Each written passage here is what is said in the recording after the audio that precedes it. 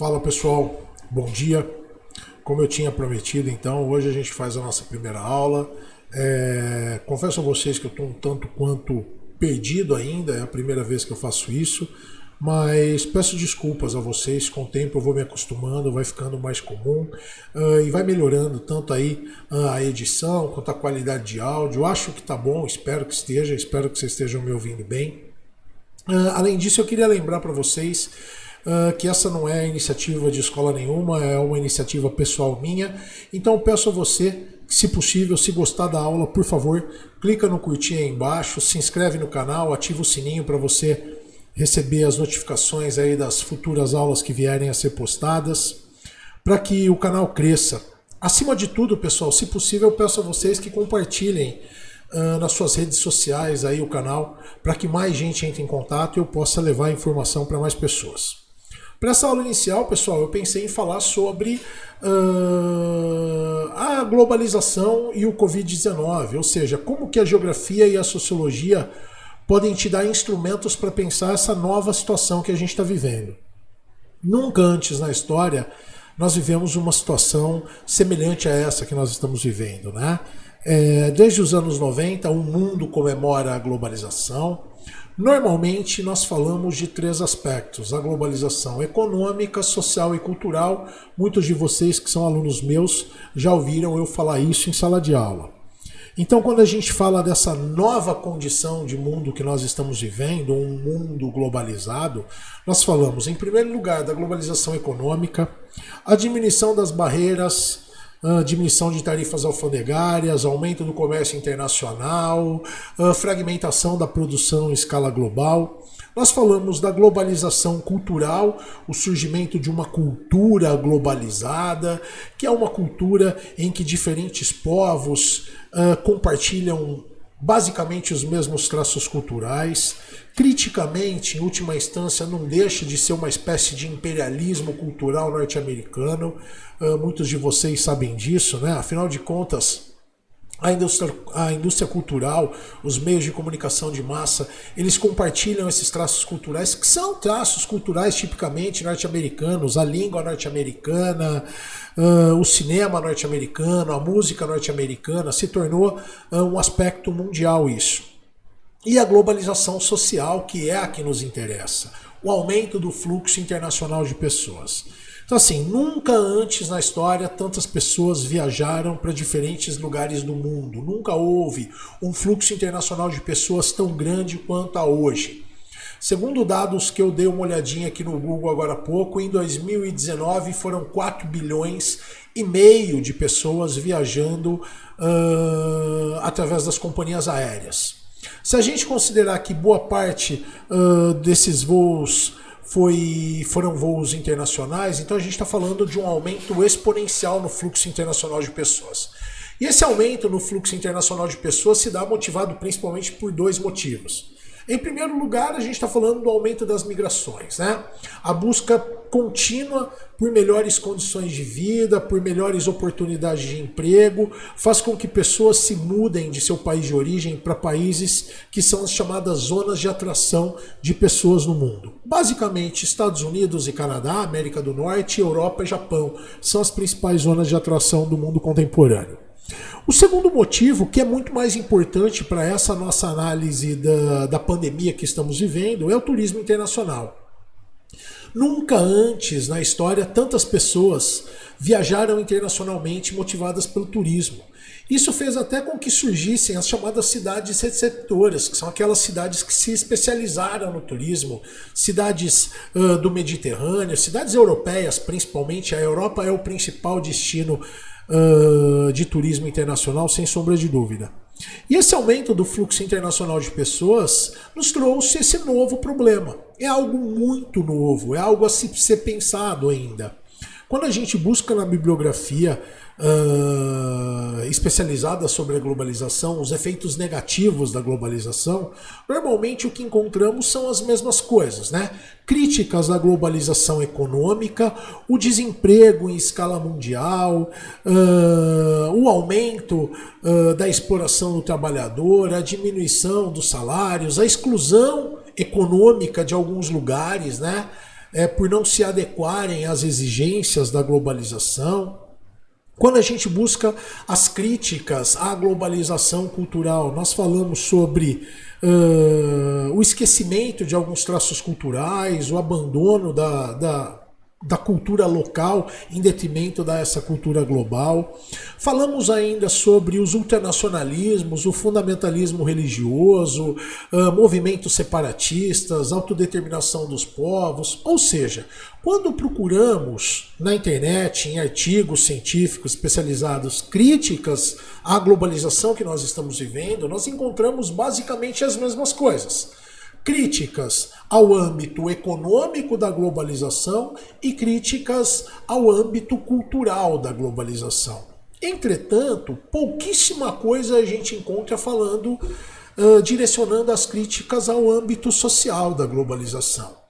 E agora, essa pandemia que o mundo tem vivido, ela nos traz algo novo para ser pensado. Nunca antes, ou pelo menos muito pouco, se falou até agora sobre os efeitos negativos desse aumento do fluxo internacional de pessoas. E agora isso nos deixa claro que esse talvez seja o maior perigo da globalização. Eu dando uma buscada rápida aqui no Google, eu encontrei um artigo falando sobre algumas falas do Bill Gates feitas em 2015. Né? O Bill Gates, que é uma peça fundamental da globalização que nós vivemos, afinal de contas, internet, microcomputador, que são aí os fundamentos da atual globalização, nasceram lá nas décadas finais do século XX, pela ação individual de alguns homens, dentre os quais o Bill Gates faz parte deles. E o Bill Gates disse em 2015 as seguintes frases, né? Quando eu era criança, o desastre que mais temíamos era de uma guerra nuclear. O mundo bipolar da Guerra Fria trouxe esse grande cenário e esse grande medo, né? Todos os cidadãos, todos os homens, todas as pessoas que viveram o século XX de maneira plena conviveram com o medo de uma guerra nuclear. Hoje, o maior risco de catástrofe global não se parece com uma bomba, mas sim com um vírus. Investimos muito em armas nucleares, mas bem pouco em um sistema para barrar uma possível epidemia. Não estamos preparados, disse o Bill Gates lá em 2015. E agora, a pandemia mundial que vivemos nos mostra claramente isso. Realmente, não há, se há eu desconheço, um único sistema de saúde nacional que esteja pronto para lidar com essa pandemia.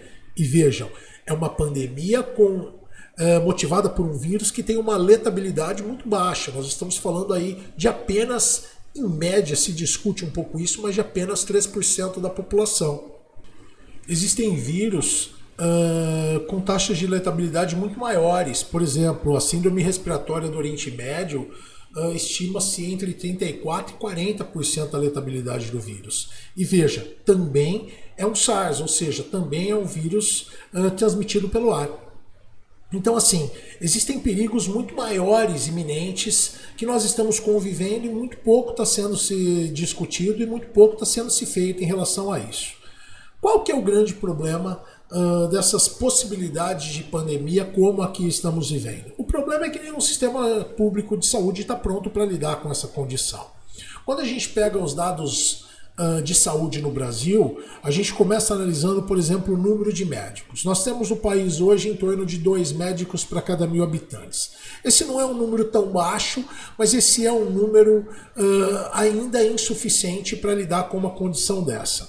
Vejam, a China tem um número semelhante, 2 médicos para cada 1.000 habitantes, e todos nós observamos o que a China viveu. A Itália, que tem um número muito maior, a Itália são 4 médicos para cada 1.000 habitantes, ainda assim está vivendo uma situação de calamidade pública. Além de um número insuficiente de profissionais de saúde, nós temos também um número insuficiente de leitos em unidades de tratamento intensivo, ou seja, em leitos de UTI.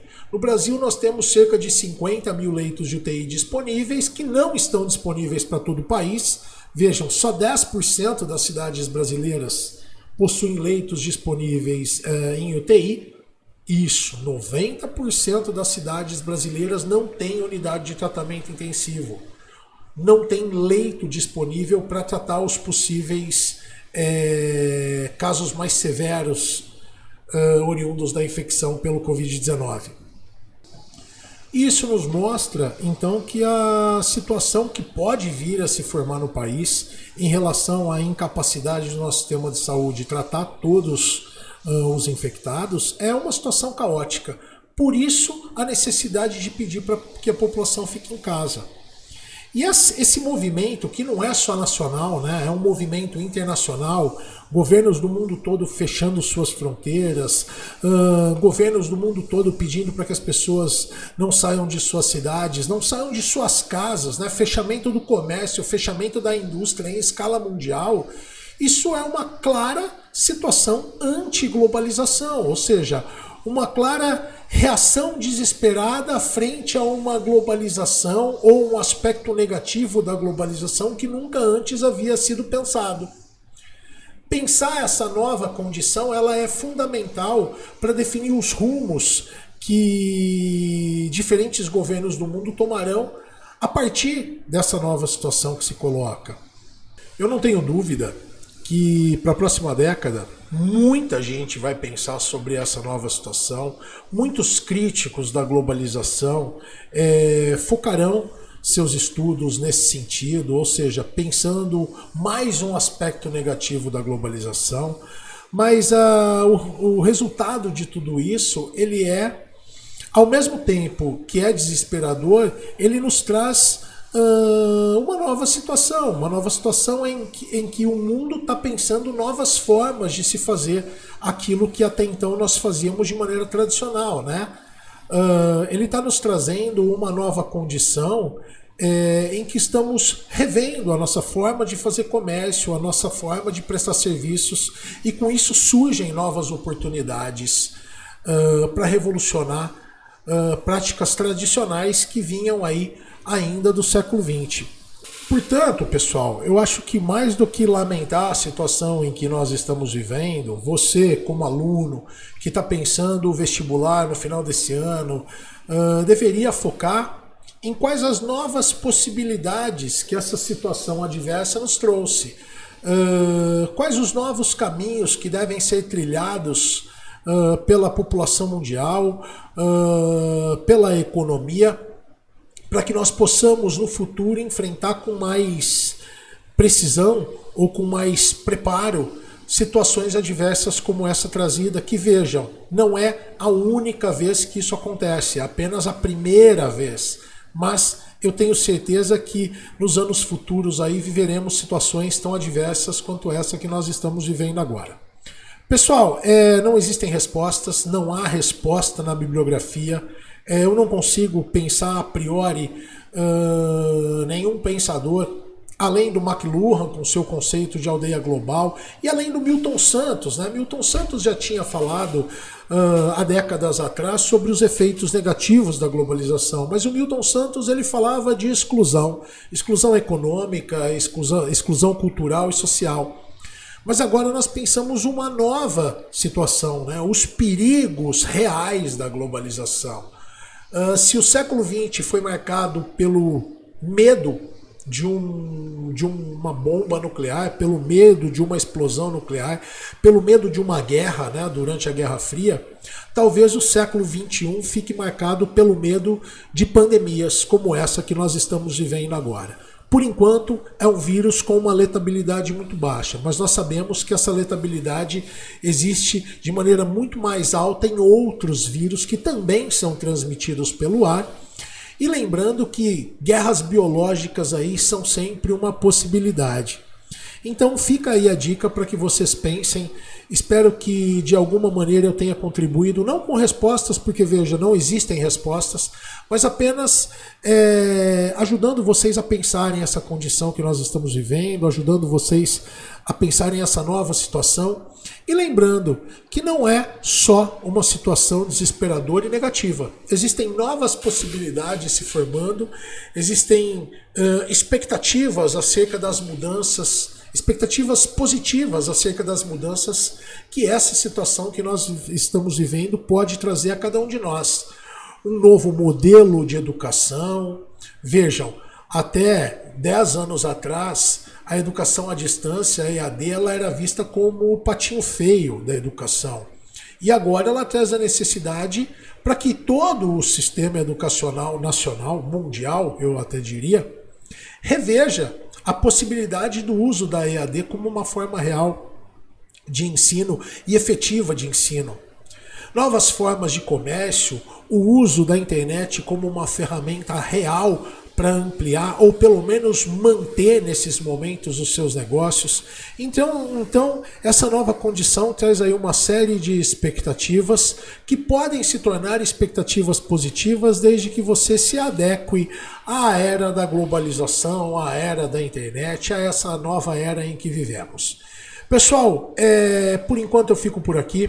Espero que eu tenha contribuído de alguma forma para o pensamento de vocês, para que vocês estruturem um pensamento acerca do que nós estamos vivendo. Como eu disse, não há respostas, há perguntas e há expectativas acerca do futuro. Por enquanto eu só desejo que vocês fiquem bem, fiquem em suas casas, levem a sério, não é brincadeira, fiquem em suas casas, usem isso a seu favor e pensem formas melhores de se fazer o que fazíamos até então de maneira presencial.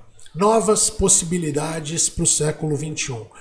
Como eu já disse para alguns de vocês, a terceira revolução industrial ela pode ser encarada de diferentes formas. Uma das formas possíveis é que nós começamos a viver ela nos anos 70 do século XX, mas que ela ainda está em curso, e eu acredito nisso. Estamos vivendo ainda a terceira revolução industrial. Estamos reaprendendo a lidar com as tecnologias oriundas da terceira revolução industrial. E as possibilidades são infinitas. Um beijo a todos vocês, fiquem bem. Se curtiu, deixa o seu curtir aí. Nós nos vemos no meio da semana, quando eu vou colocar online mais uma aula para vocês. Obrigado, até mais.